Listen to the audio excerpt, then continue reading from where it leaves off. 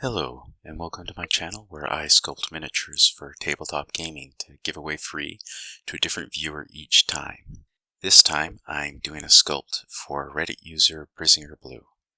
This will be near an elf artificer artillerist who also has a close connection to the natural world.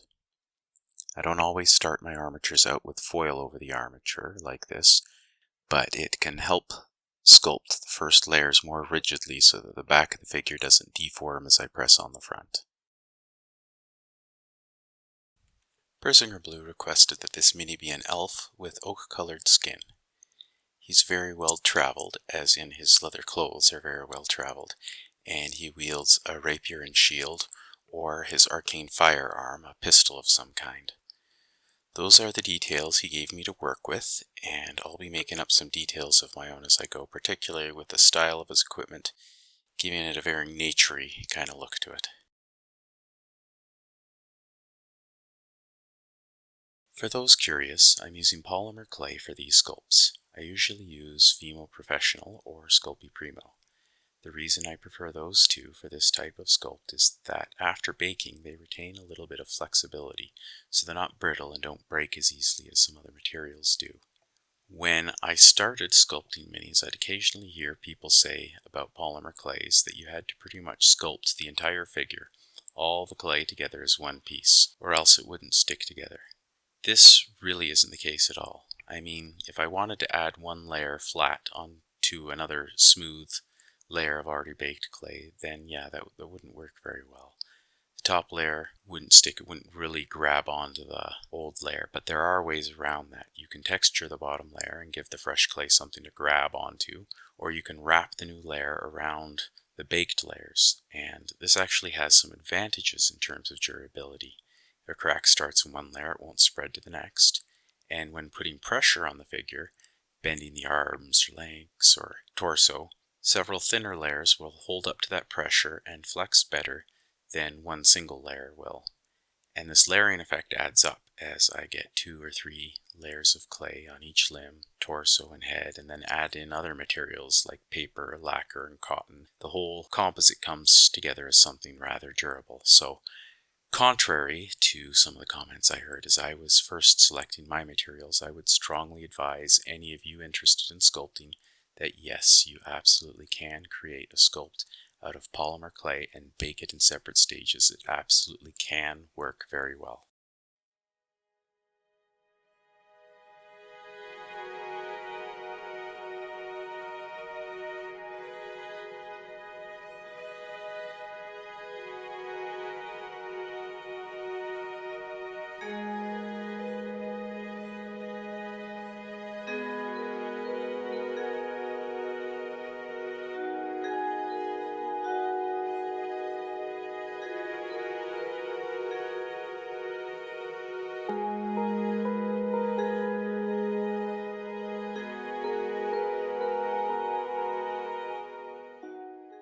As I was putting this rapier together, twisting the wires together and grinding the point, thinking about what color paint, if any, that I should add, the idea came to me that it should look like a fusion of plant and metal. Painting the one wire without getting any paint on the other to make them look like a root twisted around a piece of steel was a very slow process, but I think the end effect was worth the patience.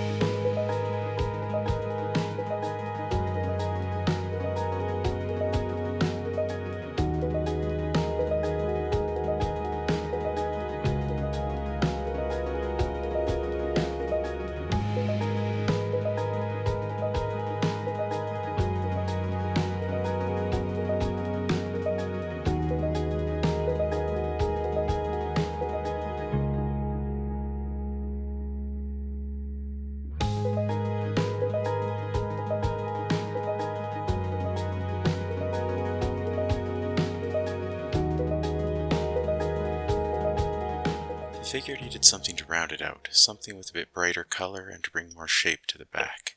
I think this super sexy cheetah fur cloak did that fairly well.